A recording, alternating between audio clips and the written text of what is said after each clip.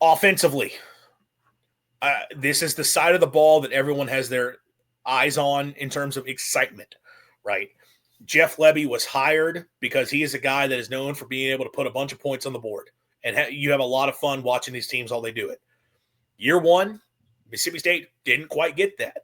They had some flashes, they had some moments, they had times where you saw what the Lebby offense can be, the offense we saw him run at Oklahoma, and we saw him run at Ole Miss, and we saw him run at UCF.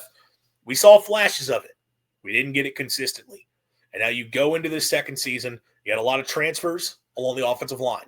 You've loaded up in the running back room, brand new receiving core, and you get Blake Shapen back at quarterback after he was injured and missed, most of last season. Year two in the system for Shapen. Again, a lot of interesting pieces and a lot of new faces. The idea is, can this offense take a major step forward and look more like we were hoping the Bulldog offense would look like when Jeff Lebby was hired? So let's start there. What are the things we are most excited about, Christian, when we look at this Mississippi State offense? Going into this year, like you're saying, I see that and that's going to be a ton of fun to watch. First thing that jumps out to me, improved offensive line. We hope. But I think it has to be improved there. And I think with that comes opening up the run game with Fluff Bothwell or Devon Booth or Davon. I don't know. Uh, anyway, they got a really good group of running backs that they can work with. You talk about Blake Shapen. He's probably going to be the go-to quarterback this year, 9 times out of 10, if he's healthy. And I just think that what really held him back last year, there wasn't good connection on the offense, but also there were some key position groups, and you and I have talked about it quite a bit on this show, and going back a few episodes. I just, the offensive line, they have talent, they have big guys up front, they have depth. I'm excited to watch that, but I also am very optimistic that it will be improved to where they can stretch the field a little bit, but also give those running backs the football and let them loose, man. I think I got to agree with a lot of that for my own excitement. I think that running back room, man, it's going to be a whole lot of fun to see. And the talent they have in the room, those are guys that are going to be able to lean on and get involved in a lot of different ways. I'm also excited, man, for Blake Shapen in year two.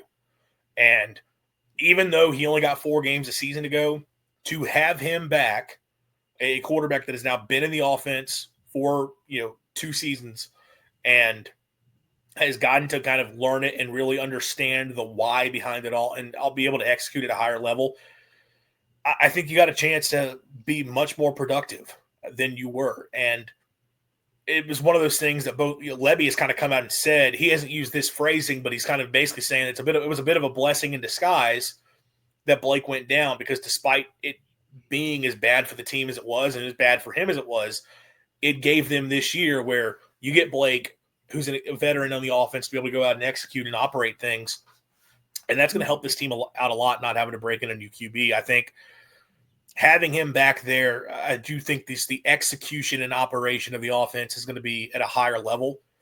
Something Lebby talked about a lot last season was the idea of missed layups, that there were times they had schemed up yards, schemed up points. Like, we had a guy open for a big play, or this read was there for a nice gain, and we just didn't hit it because we didn't see it. Some of that was Michael Van Buren once he stepped in and his inexperience, but some of it in the first few games was Shapen. And despite being a veteran QB, his inexperience within the system. Now you have a veteran QB who has experience within the offense. I think things are going to click at a much higher level, and I'm excited to see that. What's something, though, that's more of a concern for you when you talk about this offense? I think I don't know if I might eat this second part of this comment I have, but I think the concern is definitely when it comes to quarterback play, the health of Blake Shapen. I think that's number one. But I also put and I kind of question it. I know we've talked about Van Buren and company, Kamario Taylor, the quarterback depth on the field. Like, do you feel confident that the next man up mentality? I talk about that a lot on my channel when it comes to college football. Like, there are just certain teams out there, like because of how Texas, because of Georgia, Ohio State, uh, Alabama, Clemson, because of how they recruit and use the portal, it's next man up mentality. If someone goes down, it's no big deal. What about if something does happen to Blake Shapen? The biggest concern is who's your leader. I think we know who's going to be out there, but how much do you trust that he'll come through enough to where he's not going to be the reason that costs you the game? If you get what I'm saying. It's a little bit of a question because I don't know that it is settled on who would go out there. So, I mean, obviously Van Buren goes on to LSU, but you bring in a couple guys between That's right. Luke Kromenhoek transfers in from Florida State, but then the name everyone's excited about, Kamario Taylor, true freshman quarterback, highest rated quarterback signing in program history. Those are two guys that I know Kamario Taylor had a massive spring game and got people really excited. It sounds like Kromenhoek has impressed in fall camp. So you've got a couple guys that are very talented who both seem to be good fits within this system that you could turn to if Shapen went down. I will say from an offensive execution standpoint, I would have some concern. But what I do know is, unlike last year, where State really needed to be able to just at that point when you had a freshman quarterback step in Van Buren, really just be able to say, okay, can we just lean on the run game and make things even easier on Van Buren? And they got better running the football. Like, they were able to have some games where they ran the ball pretty well.